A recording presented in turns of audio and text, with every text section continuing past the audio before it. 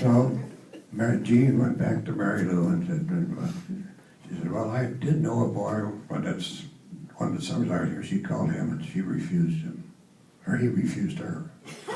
So Jean comes back to me and in desperation said, okay, well, was I shocked when I saw this beautiful gal?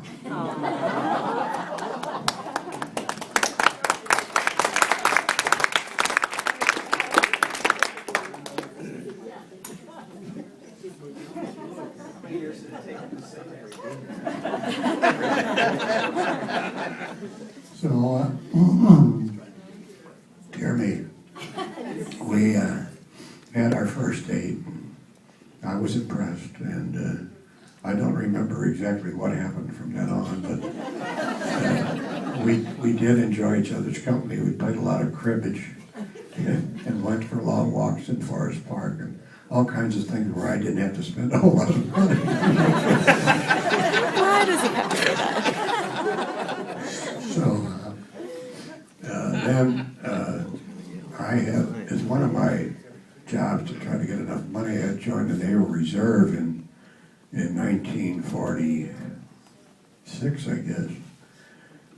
66 is where it was 47. And in the process, right as soon as I graduated, 10 minutes. you remember on the 20th of June, 1951, the Gooks came into South Korea. And here I am. So I couldn't get a job because I had this reserve requirement sent over. And I did finally get it. Bernie got me a job down at Mount Pacific, counting bus tickets. Nice guy. I mean, he could think, can be better than that, don't you think? And anyhow, I get my orders to get my physical sometime in August. I take my physical, everything's fine. So, and I thought, well, you know, I'm going away. I don't know where I'm going to be. I may never come back. You know, when you're that age, you figure you're going to get killed no matter what happens if you go to service. So I said to Mary Lou, I said, I can't, I'm not going to hold you to anything. You go out, you take dates, however you want to. I'm done. So we leave. I go into service. Look at her face. She's like, what is Come he on talking leave. about?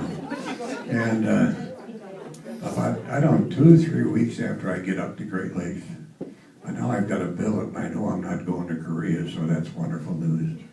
And I get a letter from Miss Hammis, beautiful letter. I won't tell you what was in it. I swallowed the bait. I think I got hooked on about my navel. I mean, I really swallowed it. I was back in love.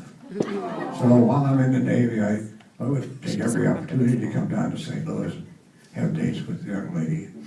And somewhere along the line, I gave her a ring. I don't know, was it for Christmas? New Year's Eve, I guess, in 1951. It's terrible. We kept the instructions. I know. We did all of the nonsense. And The nonsense. so then, on the 30th of April, I'm discharged from the Navy. He I get remembers to that. off at Delmar Station. I got $150 in my pocket.